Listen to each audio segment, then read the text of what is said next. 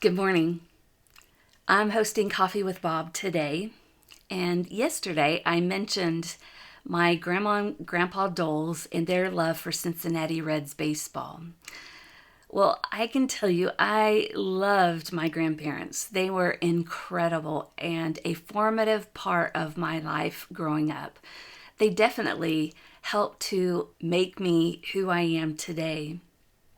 So much so that if I hear a portion of a baseball game on television or the radio, I'm instantly transported back to the memories of being a little girl at my grandparents' home and listening to a Cincinnati Reds baseball game.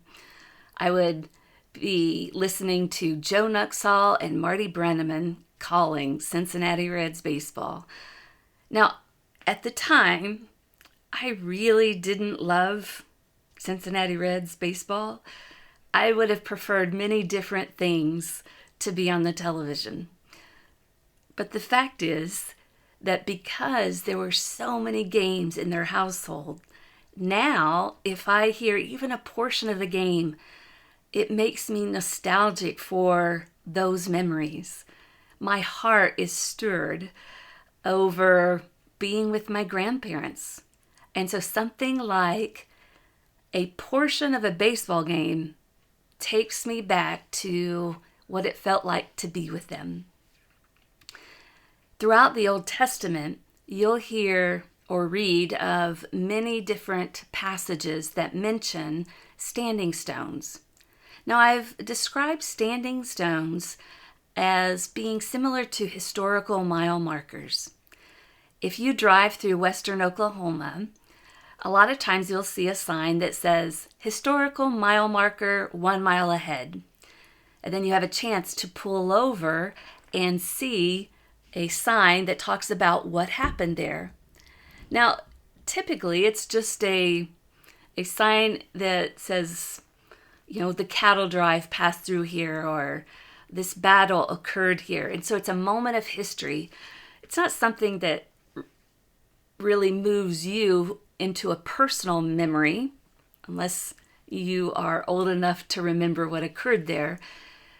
But the difference between standing stones and historical mile markers was that they had a purpose of stirring your heart to remind you of what God had done at that location.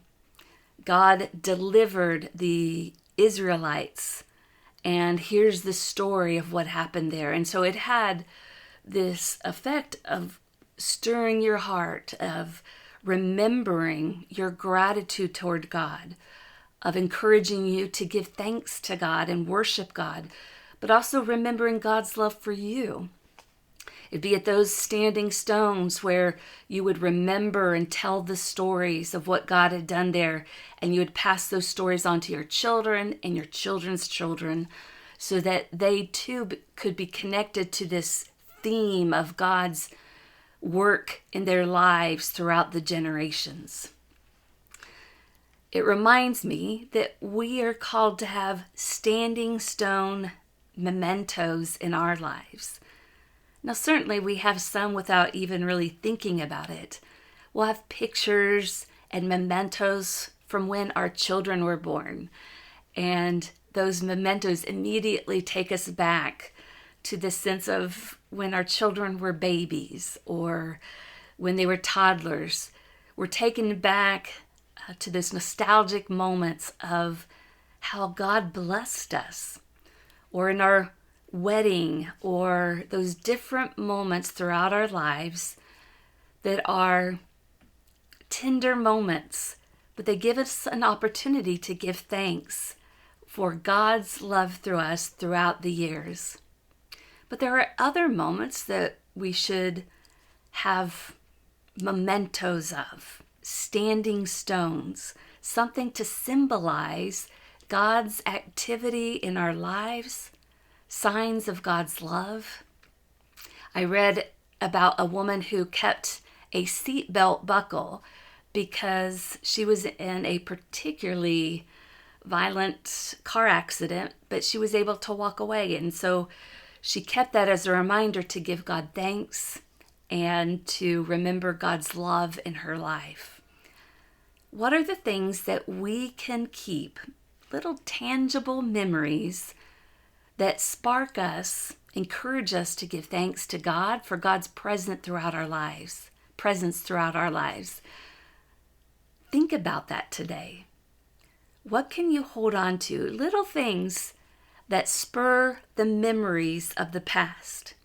Because when we remember God's presence in our lives in the past, God's love for us then, we are remembered of God's presence with us now and forevermore. I hope you have a great day.